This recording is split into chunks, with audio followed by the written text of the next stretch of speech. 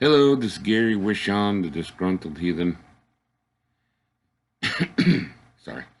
In my last video that I deleted, I don't think I did good enough job expressing myself. I'm going to try to do better. Alright, in my last video, I talked about the Merchant of Venice.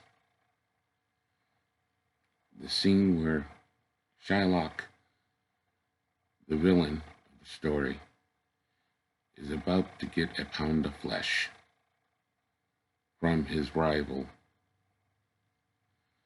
He tricked his rival into signing a contract, agreeing that if he does not pay back the money he borrowed in time, Shylock gets to pound the flesh. Sorry.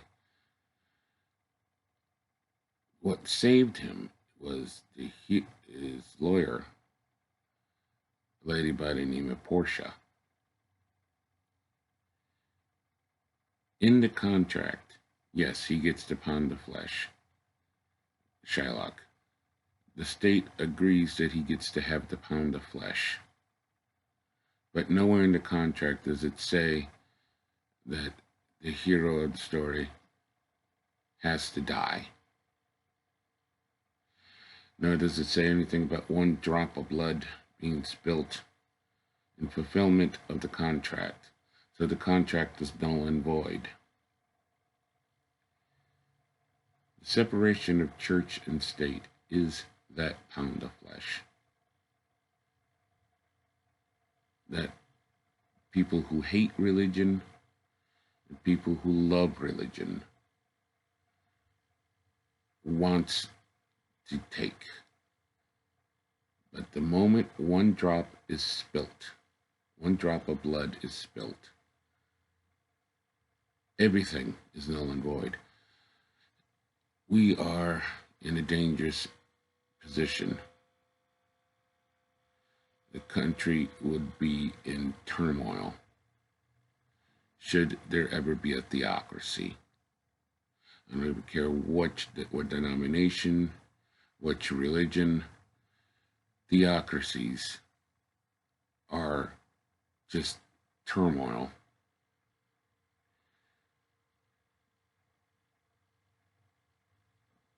Donald Trump is in the process of spilling that drop of blood. Him being a meat puppet for the religious wrong in this country, steadily eroding that wall, the separation, is clear danger. Yes, eventually he's going to drive the Republican Party and the religious wrong into the ground, but what will happen in the meantime?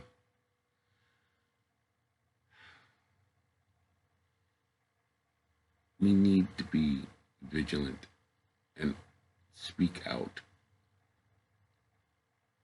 Politicians are the cheapest of fucking whores. And once they realize that their jobs are on the line, maybe they'll stop being a blind whore for Donald Trump.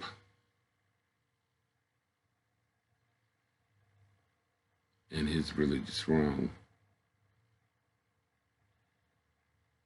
For any supporters of Donald Trump, I could go over a litany of things he's done. Children dying under U.S. care, children in cages, separations of families, him enriching himself, which is against the law. And before you try to say, oh, so-and-so did that, wrong is wrong is wrong, regardless who has done it, it is still fucking wrong. If someone broke the law, someone else broke the law, does it mean Donald Trump has now the legal right to break that law too, to be even? Moving on. The greatest example I can give is what he did to the Kurds. His arrogance, his pig-headedness, his incredible stupidity. Yes, getting out of the Middle East is a good idea, but doing it the right way, doing it with some thought, instead of just saying, oops, gotta go, and leaving allies completely naked and in danger. Human life and the quality of life it has, is a precious thing, and he will discard it at the drop of a hat. The Kurds was doing the majority of the fighting. The U.S. presence in Syria, unlike Afghanistan, consisted of logistics and training. That's it. When he uprooted everything, hundreds and thousands of Kurds displaced, thousands murdered, more will be murdered. Trusting Erdogan, who, when he last visited the United States, had his guards beat protesters, because why not? U.S. citizens beaten. This is a guy he was going to trust not to destroy the Kurds. It's something he expressed a willingness to do in the past. Now he's going to trust a sociopath to do that. That's a short-sighted, idiotic thinking that you're supporting.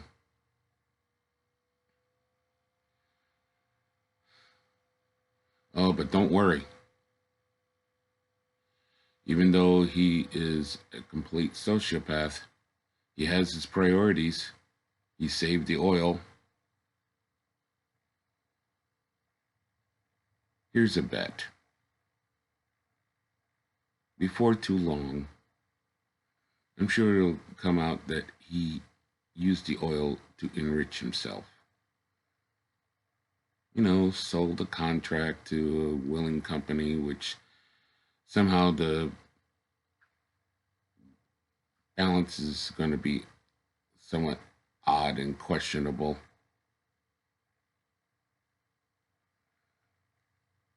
Now, the fundamentalists always like to talk about Judgment Day and all deeds being weighed before the infinite judge of the universe, the compassionate, the loving, the caring. I think I have a lot less to worry about from your God, if he's real, than you do for supporting Donald Trump. Something to consider when the voting starts. Sleep well. Goodbye.